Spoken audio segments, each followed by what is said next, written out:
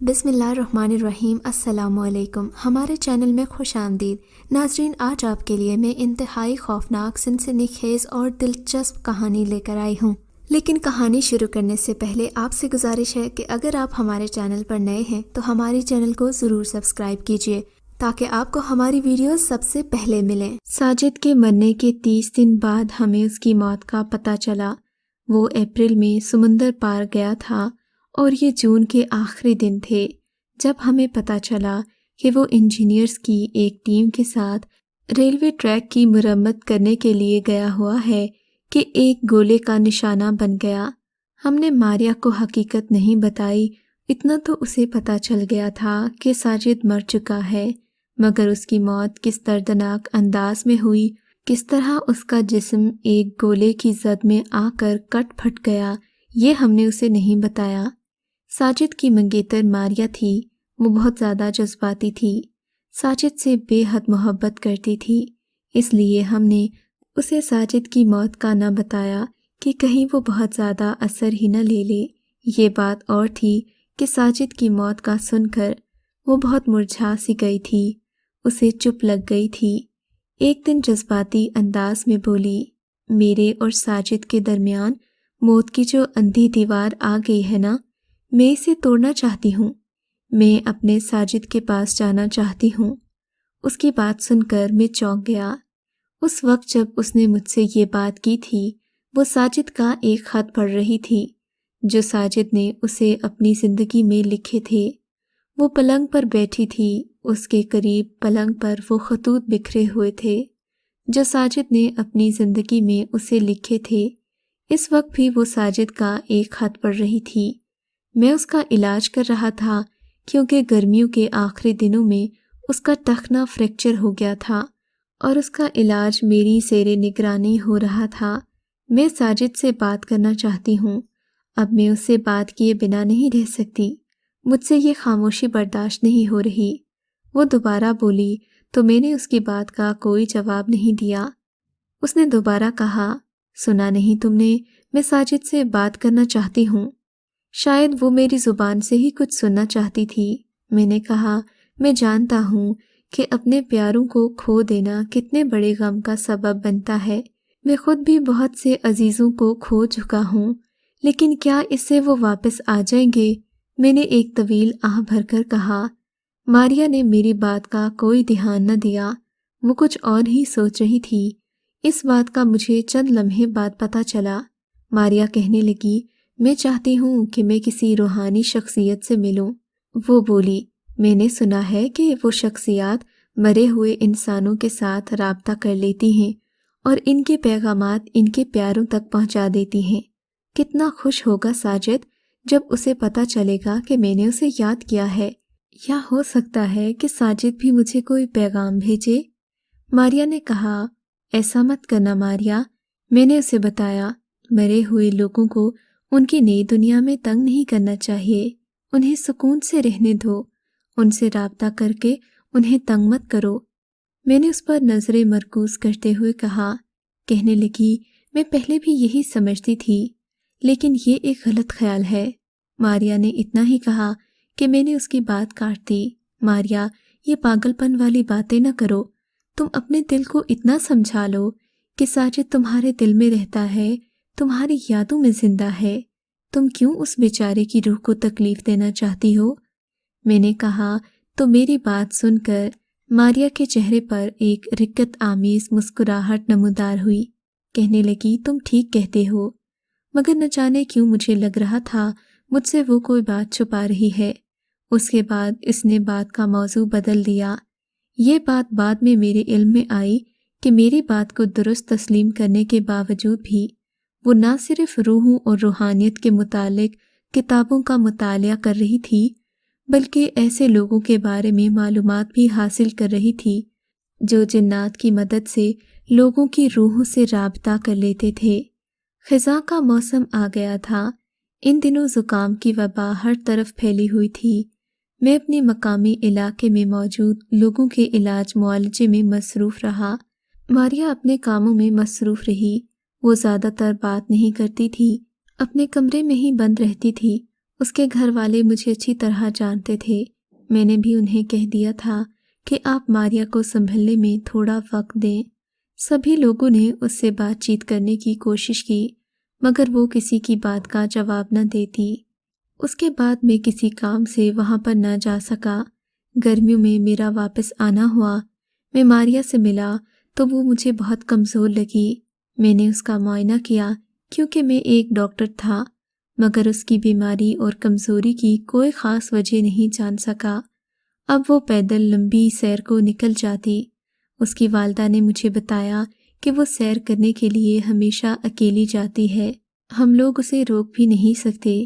اگر ہم اسے یہ کہیں کہ کسی کو ساتھ لے جاؤ، چھوٹی بہن کو ہی لے جاؤ، تو وہ ناراض ہو جاتی ہے۔ ماریا کی امی کے خیال میں یہ اس کا خبتی پن تھا۔ ان کی رائے میں ماریا ایک عجیب و غریب بیماری کا شکار ہوتی جا رہی تھی۔ ایک دن دوپہر کو ماریا میرے دفتر آ گئی۔ اس کی حالت، رنگ روپ، چہرہ دیکھ کر میں حیران رہ گیا۔ آج وہ بے حد خوش لگ رہی تھی۔ اس کی عمر بھی پہلے سے کم دکھ رہی تھی۔ اس کے چہرے پر جو غم کی کیفیت چھائی رہتی تھی اب غائب ہو چکی تھی۔ میں اس کی حالت دیکھ کر حیران رہ گیا۔ میں نے حیرت سے اس کے سراپے پر نظر ڈال کر کہا، ماریا، لڑکیاں یہ بناؤ سنگھار تب کرتی ہیں جب انہیں کسی سے نئی نئی محبت ہوئی ہو۔ کیا تمہارے دل میں بھی کوئی آ گیا ہے؟ میرے دماغ میں یہی بات تھی تو میں نے اسے بتا دی۔ اب میں اپنے دماغ میں سوچنے لگا کہ ماریا کی جان پہچان والے لوگ کون سے ہیں جن کے بارے میں یہ سوچ سکتا تھا کہ ماریا کو ان میں سے کسی ایک کے ساتھ محبت ہو سکتی ہے، مگر لاکھ سوچنے کے باوجود بھی مجھے کوئی ایسا شخص نظر نہیں آیا جس سے ماریا جیسی لڑکی کو محبت ہو۔ ماریا کی ماں نے مجھے بتایا تھا کہ وہ ہمیشہ واک کرنے کے لیے ایک ہی طرف جاتی ہے۔ اب میرے ذہن میں یہ بات بھی تھی، سو میں نے ماریا سے پوچھا، ماریا، تم ہمیشہ دریا کنارے والا راستہ سیر کے لیے کیوں منتخب کرتی ہو؟ میری بات سن کر ماریا کا چہرہ خوشی سے چمک اٹھا۔ کہنے لگی، میں تو جانتی ہوں مگر آپ نہیں سمجھ پائیں گے، پھر بھی چلو میں تمہیں بتا دوں گی۔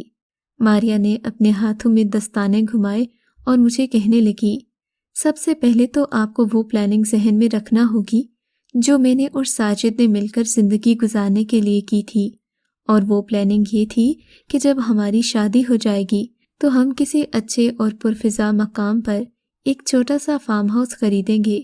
ساجد کا کہنا تھا کہ ہر آدمی کے پاس ایک ذاتی فارم ہاؤس ضرور ہونا چاہیے۔ اب میں آپ کو اصل بات بتاتی ہوں کہ میں ہمیشہ دریا کی طرف والا راستہ کیوں منتخب کرتی ہوں۔ اس دن پہلے جب میں سیر کے لیے گئی تھی تو دریا کنارے والی سڑک سے میں نے ایک پگڈنڈی جنگل کی طرف مڑتی ہوئی دیکھی۔ پتہ نہیں کیوں میرے قدم اس پگڈنڈی پر مڑ گئے اور پھر مجھے درختوں میں گھرا ہوا ایک چھوٹا سا فارم ہاؤس نظر آیا۔ اس فارم ہاؤس کی زمین صاف ستھری تھی اور ترتیب سے کاشت کی ہوئی تھی۔ مجھے تو یہ دیکھ کر بہت تجسس ہوا۔ میں اس کی طرف بڑھنے لگی اور پھر میری خوشی اور حیرت کی انتہا نہ رہی جب میں نے دیکھا کہ اس فارم ہاؤس کا نقشہ بالکل ویسا ہی تھا جس قسم کا نقشہ مجھے ساجد بتایا کرتا تھا۔ دیواروں پر بیلیں چڑھی ہوئی تھیں اور چھت پر سرخ پینٹ کیا گیا تھا۔ فارم ہاؤس کے آگے تھوڑی سی زمین پر کاشتکاری بھی کی گئی تھی۔ ایک طرف ایک میز تھا اور 2 کرسیاں رکھی ہوئی تھیں۔ میز پر دودھ کا جگ اور 2 گلاس رکھے تھے۔ ایک کرسی پر رنگ برنگے کپڑے لٹک رہے تھے۔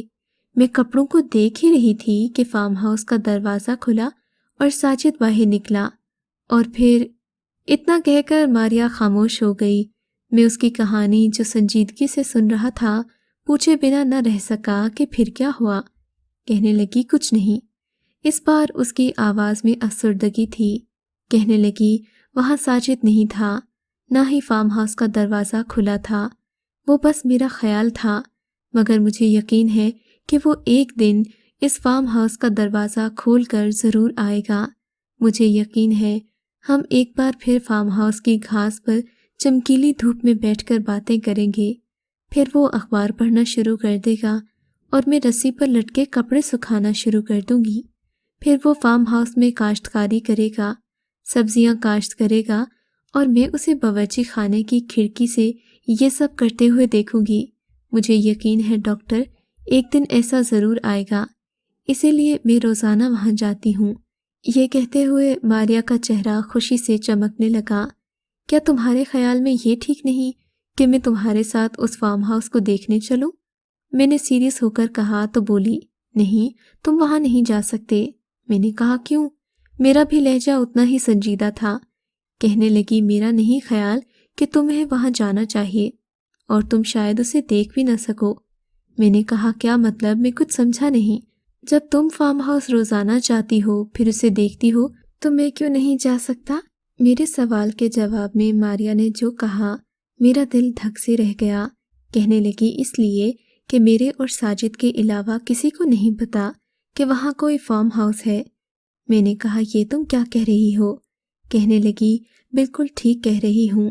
اس نے آخری الفاظ پر زور دے کر کہا، پھر وہ اٹھی اور عجیب طریقے سے مسکراتی ہوئی کمرے سے باہر نکل گئی۔ میں نے ماریا کے کیس کا بڑا باریک بینی سے مشاہدہ کیا۔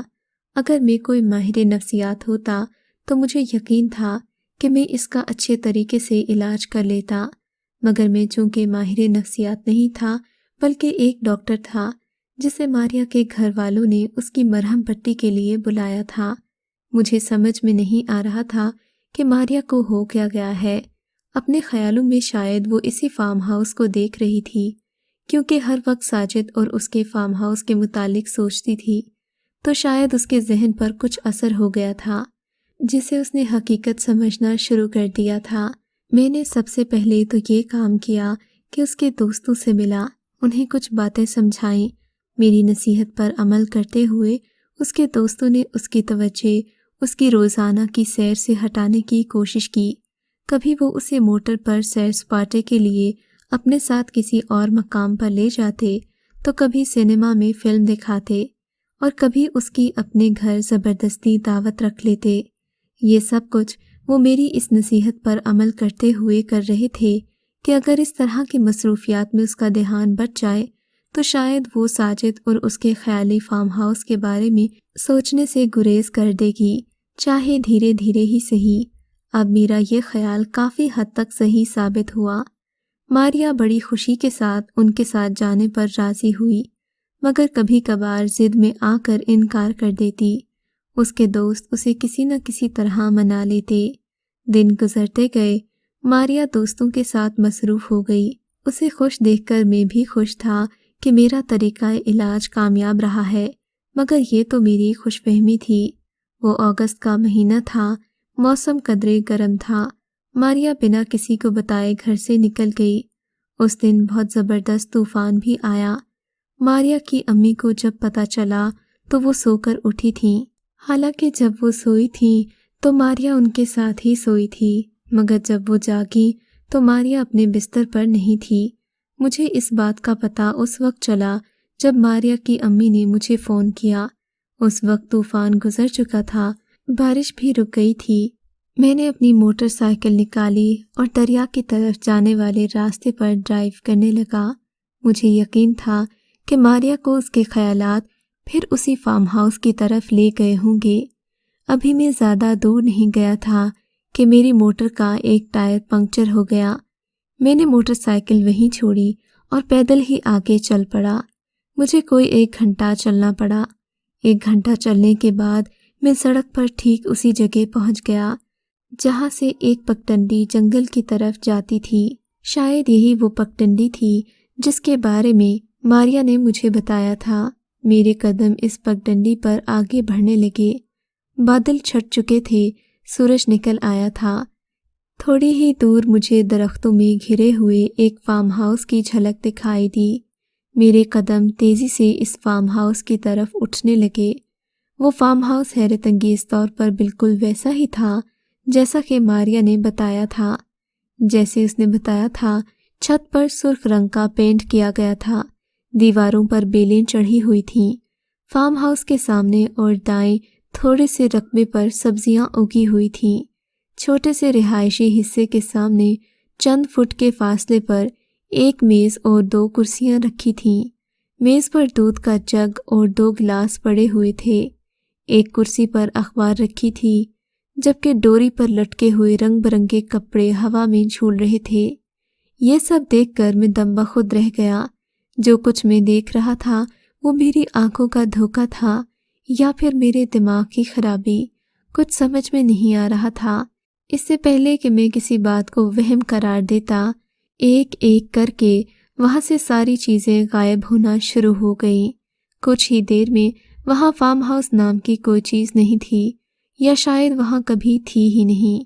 ڈوری پر لٹکے ہوئے ہوا سے جھولتے رنگ برنگے کپڑے، کرسیاں اور میز پر رکھا ہوا دودھ کا جگ، اخبار، سبزیاں، سب آہستہ آہستہ نظروں کے سامنے سے غائب ہو گیا۔ بس ایک شاہبلوت کا درخت تھا جو سامنے دکھائی دے رہا تھا، اور جو ہی میری نظریں درخت کی اونچائی سے ہوتی ہوئی گیلی سڑک پر پڑی، مجھے لگا کسی نے میرے دل کو مٹھی میں جکڑ لیا ہو۔ میرے رونگٹے خوف سے کھڑے ہو گئے۔ شاہبلوت کے درخت کے تنے کے ساتھ گیلی گھاس پر ماریا لیٹی ہوئی تھی۔ اس کے چہرے پر ایک بے خود سی مسکراہٹ تھی۔ حیرت اور خوف سے میں اسے دیکھتا رہ گیا۔ پھر جیسے اچانک مجھے ہوش آ گیا ہو، میں تیزی سے اس کی طرف بڑھا۔ اس کے قریب پہنچ کر میں نے گھٹنوں کے بل جھک کر اس کے دل پر ہاتھ رکھا اور اس کے دل کی دھڑکن سننے کی کوشش کی، مگر کوئی دھڑکن سنائی نہیں دی۔ ماریا کے دل کی دھڑکن خاموش ہو چکی تھی۔ زندہ تھی تو بس ایک بے خود سی مسکراہٹ جو اب اس کے چہرے پر دکھائی دے رہی تھی۔ ماریا جا چکی تھی اپنے ساجد کے پاس، مگر کیا ساجد خود اسے وہاں لینے آیا تھا؟ اس کا جواب میں تو کیا، شاید دنیا کا کوئی انسان نہ دے سکے۔ یہ کہانی اچھی لگی ہے تو اس ویڈیو کو لائک کیجیے، اور اس طرح کی مزید ویڈیوز دیکھنے کے لیے ہمارے چینل کو سبسکرائب کیجیے۔ اور ہاں، اگر آپ کی کسی دوست، رشتہ دار یا بہن کے ساتھ خدا نہ کرے ایسا کوئی واقعہ پیش آیا ہے تو ہمیں کامنٹ سیکشن میں اس کے بارے میں ضرور بتائیے۔